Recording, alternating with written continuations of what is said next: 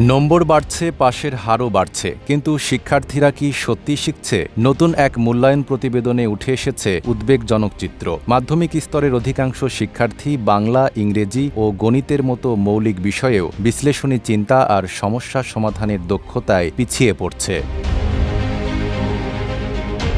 মাধ্যমিক ও উচ্চশিক্ষা অধিদপ্তরের national assessment of secondary students বা নাস এর সর্বশেষ প্রতিবেদনে দেখা গেছে, মুখস্থ বিদ্যার উপর অতিরিক্ত নির্ভরশীলতা শিক্ষার্থীদের শেখার সক্ষমতাকে দুর্বল করে দিচ্ছে। অনেক শিক্ষার্থী সাধারণ রিডিং প্যাসেজ বুঝতে, নিজের ভাষায় লিখতে কিংবা মৌলিক গাণিতিক ও জ্যামিতিক সমস্যার সমাধান করতেও হিমশিম খাচ্ছে।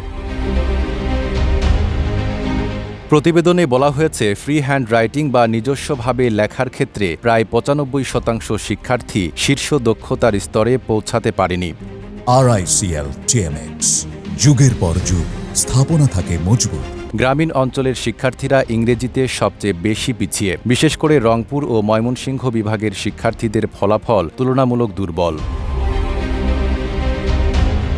অন্যদিকে গণিতের চিত্র আরও হতাশাজনক। দেশের মাত্র ৬% শিক্ষার্থী গণিতে সর্বোচ্চ দক্ষতার স্তরে পৌঁছাতে পেরেছে। বিশেষ করে জ্যামিতিক ধারণা নিয়ে বড় ধরনের ঘাটতি ধরা পড়েছে।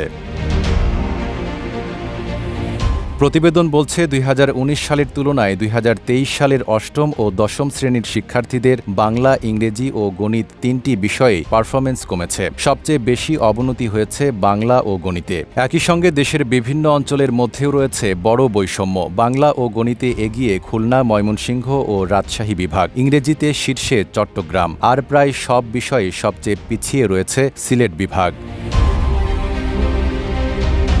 এদিকে শহরের শিক্ষার্থীরা গ্রামীণ শিক্ষার্থীদের তুলনায় সব বিষয়ে ভালো করেছে। একইভাবে সাধারণ স্কুলের শিক্ষার্থীরা মাদ্রাসার শিক্ষার্থীদের তুলনায় এগিয়ে রয়েছে। এ বিষয়ে মাধ্যমিক ও উচ্চশিক্ষা অধিদপ্তরের মহাপরিচালক ড.